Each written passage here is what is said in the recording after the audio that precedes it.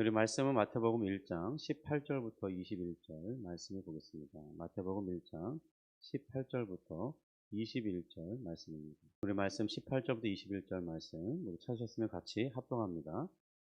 예수 그리스도의 나심은 이러하니라. 그의 어머니 마리아가 요셉과 약혼하고 공고하기 전에 성령으로 잉태된 것이 나타났더니 그의 남편 요셉은 의로운 사람이라 그를 드러내지 아니하고 가만히 끊고자 하여 이 일을 생각할 때에 주의 사자가 현몽하여 이르되 다윗의 자손 요셉아 내 아내 마리아 데려오기를 무서워하지 말라. 그에게 잉태된 자는 성령으로 된 것이라. 아들을 낳으리니 이름을 예수라 하라. 이는 그가 자기 백성을 그들의 죄에서 구원할 자이심이라 하니라. 아멘. 이제 우리 사도신경 2장 그 외아들 우리 주 예수 그리스도를 믿사오니에서 이제 우리 주까지 살펴보았고요. 이제 오늘부터는 예수, 그 예수의 이름의 의미에 대해서 알아보고자 합니다. 현대에 들어서서는 이 각 개인에게 붙여지는 이름이 성경 시대만큼 그 이름이 중요하게 생각되지는 않는 것 같습니다. 그래서 교회에서도 보면 이름이 유행을 타는 것을 알 수 있는데요. 예를 들어서 저는 이 주일학교 부서를 부교육자 사역 대략 한 뭐 10년 동안 하는 동안 어, 되게 이렇게 사역지를 옮길 때마다 두 개 부서를 같이 중복해서 맡아왔습니다. 그런데 그런 10여 년 세월 동안 반복해서 듣는 이름이 있는데 뭐 예를 들면 하은, 하림, 하성, 또 예은, 예림, 예성 뭐 그 외에도 많이 있지만은 이 각 교회마다 이런 이름들이 있고요. 또 그 이름들이 너무 흔해서 때로는 한 부서에서 한두 명씩 또는 제가 두 개 부서를 맡았을 때는 각 부서에 같은 이름이 이렇게 중복되어 있는 경우를 많이 보았습니다. 그만큼 어떤 이름이 이렇게 흐름을 타고 지어지는 것 같아요. 최근에는 뭐 이런 이름보다는 또 다른 이름들이 붙여지고 있긴 한데요. 어쨌든 이 오늘날에도 우리는 어떤 사람들의 그 이름을 생각하게 되면 일단 그 사람에 대한 이미지가 생각나죠. 그리고 그 사람의 이름을 부르면 그 사람에 대한 어떤 특정한 그런 연상들을 하게 됩니다. 성경시대 인물 중에 인물들의 이름 중에 예수님의 제자들 중에서 대표적으로 기억하는 이름은 아마도 베드로와 가룟 유다가 아닐까 생각합니다. 다른 제자들의 이름은 모를 수 있는데 아마도 이 두 사람의 이름은 거의 모르는 신자들이 없을 것입니다. 특별히 가룟 유다와 같은 경우는 그의 이름을 기억하게 되는 이유가 바로 예수님을 은 30에 팔아넘기고 예수님을 사형당하게 하고 나중에는 그 죄책감과 후회감을 이기지 못해서 스스로 목매어 줍니다. 그러니까 성경 인물 중에서는 가장 불행한 사람으로 기록되고 있기 때문입니다. 보통 이 다른 사람이나 12제자 중 그는 보통 다른 사람이 아니라 바로 12제자 중에 한 사람이었다는 거죠. 나머지 이 11제자나 또 예수님 가까이에서 섬겼던 많은 사람들이 있는데 그런 사람들이 생각할 수 없었던 그런 일을 행한 유일한 사람이기 때문입니다. 여러분 가룟 유다가 3년 동안이나 예수님을 가까이 하면서 그가 행하신 모든 일들을 지켜보았고요. 또 그의 은혜로운 말씀을 들었다는 사실을 생각해 보면 그 심령이 3년 동안 변화를 입지 못하고 또 결국 예수님을 배반하는 그런 자기 스승을 파는 자가 되었다는 사실이 얼마나 그의 인생이 불행한지 생각해 보게 하는 것입니다. 원래 그의 이름은 아름답다 그런 뜻이었는데 이제는 어떤 부모도 자기 아들에게 유다라는 이름을 붙여주기는 싫어할 것입니다. 왜냐하면 유다는 그의 부모가 그에게 이름을 붙여줄 때는 정말 기대한 것이 아름다운 인생이기를 원하지 않았겠어요? 그런데 그 인생과는 그 기대와는 너무나 동떨어진 삶을 살았기 때문입니다. 그의 부모가 그에게 이름을 붙여줬을 때 그가 사람뿐만 아니라 하나님께로부터 철저히 버림받은 인생이 되리라고는 상상하지도 못했을 것입니다. 아무도 그를 위해 슬퍼하거나 동정하는 사람이 없는 인생. 그가 바로 유다인 것입니다. 성경에서 그래서 가장 비극적인 사람이 바로 유다인 것입니다. 성경 시대는 이 사람의 이름이 오늘날보다, 그리고 우리가 생각하는 것보다 더 큰 의미가 있었다는 점을 우리가 이해할 필요가 있습니다. 태어난 자녀에게 이름을 붙여주는 것은 장차 그 사람이 맡을 어떤 직무, 혹은 그 사람의 인격, 그 사람의 성격을 반영하는 그런 것이었습니다. 마치 그 사람의 이름은 위임장 같은 것이었어요. 그래서 그 이름이 부여된 사람과 이 동일한 어떤 무게와 권한을 지니고 있었습니다. 그런 까닭에 이 성경에서 한 사람이 하나님으로부터 새로운 임무나 또 생의 목적을 부여받거나 또 하나님과의 언약 관계에서 새로운 존재로 거듭나게 되고, 그 정체성의 변화가 일어날 때 하나님께서는 그의 이름을 바꿔주셨던 그런 사건들이 많이 있습니다. 예를 들면요, 이 아브라함이 아브라함으로 바뀌죠. 그의 이름은 큰 아버지에서 이제 열국의 아비로 바뀝니다. 또 그의 아내 이름도 바뀌었는데요, 이 사레에서 사라로 바꿨죠. 야곱 같은 경우도 그가 야복강 나루에서 하나님과 씨름한 후에 새로운 이름을 얻었죠. 바로 이스라엘이, 하나님으로부터 이겼다는 그런 이름을 가지게 되었습니다. 솔로몬은 여드디아로, 또 제자들의 이름 중에는 시몬이라는 이름이 있는데, 시몬은 하나님이 응답하셨다 그런 의미라면은 이제 예수님께서 그를 장차 그를 게바라하리라, 베드로가 되었죠. 바로 이 게바나 베드로는 이 반석이라는 그런 의미였습니다. 성경에서 이름이 이렇게 중요하지만요, 우리 주님의 경우에는 더 중요한 상황이 있습니다. 이 예수라는 이름은 그의 부모가 지어준 이름이 아니었다는 점에 우리가 주목할 필요가 있습니다. 그의 이름을 정하신 분은 바로 전능하신 하나님이시라는 사실입니다. 오늘 말씀 21절에서도 이렇게 기록되어 있죠. 우리 같이 한번 다시 21절을 읽어보겠습니다. 아들을 낳으리니 이름을 예수로 하라. 이는 그가 자기 백성을 그들의 죄에서 구원할 자이심이라 하니라.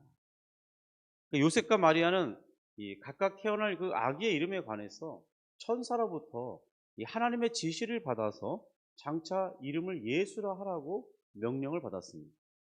하나님께서 그가 그 이름 외에는 다른 이름으로 불려지기를 원하지 않았다는 사실을 우리가 알게 되죠. 하나님께서 그렇게 하신 것은 그가 장차 행하실 일을 보여주기 때문입니다. 하나님께서는 이제 태어날 아기가 자기 백성을 이 죄에서 구원할 자이심이기 때문에 하나님께서는 요셉과 마리아에게 그의 이름을 예수라고 하라고 할 것을, 이름을 명령한 것입니다. 사도행전 4장 12절에 보면 이렇게 되어 있습니다. 다른 이로서는 구원을 받을 수 없나니 천하 사람 중에 구원을 받을 만한 다른 이름을 우리에게 주신 일이 없음이라 하였더라. 이 사도행전 4장 12절에서 드러나듯이 예수님은 인류 전체의 역사를 통틀어서 하나님께서 인간에게 이 구원을 주도록 위임장을 주신 유일한 이름이기 때문에 누구든지 이 예수 이름으로만 구원을 받을 수 있도록 하셨습니다. 곧 우리 구원이 나사렛 출신이신 예수라고 불리는 이 한 사람에게 인류의 구원의 희망이 달려 있었던 것입니다. 하나님께서 성육신하신 이 아들을 예수라고 부르게 하신 그 이유는 그 이름의 역사적 배경과 어원에서도 찾아볼 수 있습니다. 이 어원학적으로는 히브리어로 이 예수는 예슈아 혹은 야슈아 이렇게 불렸습니다. 이 헬라어 음역으로는 이에수스라고 합니다. 우리말로는 예수라고 하는 이 표기는 이 성경이 번역되면서 전달되는 과정에 먼저 중국어로 번역되었기 때문에 이 중국에서는 이 예슈아라는 이 번역을 야소라고 번역했습니다. 아마 그 영향을 받아서 우리는 예수라고 말하게 된 것 같습니다. 이 예슈아의 문자적 의미는 야훼는 구원이시다, 주님께서 구원하신다, 그런 의미를 가지고 있습니다. 오늘 본문 말씀 21절에서도 그가 구세주이시다, 이런 의미로 사용하고 있죠. 초기 기독교인들은 이 예수님의 이름을 말할 때 당연히 그들은 그가 이 예수님의 약속된 구원을 실현할 기름 부음 받은 이 메시아로 인식했습니다. 하나님께서 태어날 이 메시아의 이름을 예수라고 할 것을 지명하시면서 그같이 이름을 지어야 될 이유로 바로 그는 구원자이기 때문이라고 말씀해 주셨습니다. 이 구원자로서 예수님은 단지 우리를 육체적 위험에서 구원한 데서 그치는 분이 아님을 알게 됐습니다. 구약에서 이 동일한 이름을 가진 사람이 한 사람 있었죠. 여호수아. 그의 이름을 좌슈아, 예슈아 이렇게 히브리어로 부르면 그렇게 되는데요. 이 여호수아가 바로 그런 이스라엘을 육체적 위험에서 구원할 자로서 택함을 받았죠. 그런데 우리 예수님은 그런 역할로만 그치는 것이 아니라는 것입니다. 그는 우리를 죄와 사망으로부터 의와 생명으로 옮겨가고 영적으로 또 전인적으로 완전한 구원을 주시는 그런 분이셨습니다. 구원자로서 예수님을 정의하는 특징은 두 가지가 있는데요. 첫 번째로 예수님은 배타적인 구원자라는 것입니다. 두 번째로는 예수님은 완전한 구원자라는 점입니다. 이 배타적이라 할 때는 오직 예수님만이 홀로 구원자이시다. 이런 의미를 갖고 있고요. 이 완전한 구원자시라는 말은 예수님이 홀로 우리의 구원을 완성한 자시다. 그런 의미를 갖고 있습니다. 예수님은 우리를 구원하시는 이 사역에서 이 천사나 어떤 사람의 도움을 받지 않으셨습니다. 홀로 그가 자신의 그 구원의 사역을 완료하셨는데요. 이 말은 어떤 사람의 도움이나 협력을 필요로 하지 않았다는 것입니다. 우리가 그의 이름을 힘입어 구원될 때도 우리에게 요구되는 것은 어떤 행위적이나 행위로 이 협력을 요구하시지 않습니다. 우리에게 요구하시는 것이 있죠. 그것은 오직 그의 이름과 그의 공로를 믿는 믿음만을 요구하실 뿐입니다. 여러분, 우리가 여기에서 정말 이 믿음이 얼마나 중요한지 우리에게 있어서는 그것이 중요한 의미로 다가오겠습니다. 그래서 오늘 여기까지 살펴보았고요. 이제 내일부터 예수님의 이 구원 사역에 있어서 예수님의 이름이 가진 이 특징 중에 배타적이다. 그리고 그의 이름에 완전한 구원자이시다. 이런 의미가 담겨 있다는 부분에 대해서 자세하게 한번 살펴보도록 하겠습니다.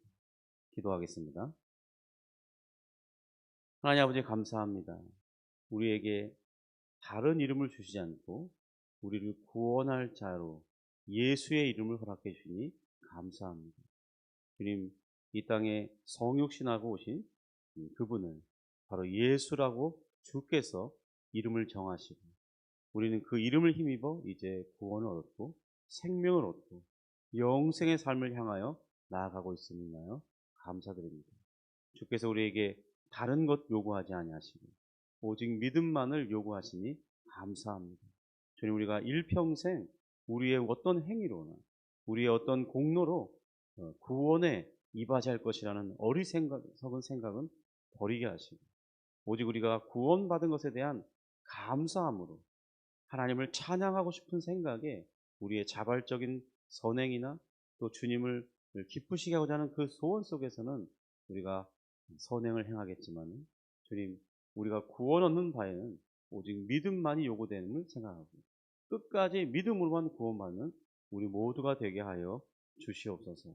그러므로 온전히 그 모든 영광을 하나님께 그리고 우리 예수님께 돌릴 수 있도록 이끌어 주옵소서. 주님, 오늘 이 아침에 기도할 때 주께서 또한 기도의 문을 열으시고 성령의 충만함을 부어주시고 우리가 주를 의지함으로 기도하게 하시며 예수의 이름을 힘입어 나아갈 수 있도록 도와주시옵소서. 주님, 또한 주께로부터 오는 이 평강과 마음에 형언할 수 없는 기쁨과 또 하나님 담대함을 허락해 주셔서 오늘 하루를 살아갈 때 또한 주를 의지함으로 힘있고 보람있게 살아갈 수 있도록 역사해 주옵소서. 주님, 우리 가운데 어려움 당한 이들이 많이 있습니다. 저들의 이름을 부르며 기도할 때 주여 응답해 주시고 치료의 역사를 베풀어 주시고 저들의 근심을 거두어 주시며 하나님의 돕는 사람들을 붙여주셔서 잘 해결될 수 있도록 이끌어 주시옵소서. 예수님의 이름으로 기도합니다. 아멘.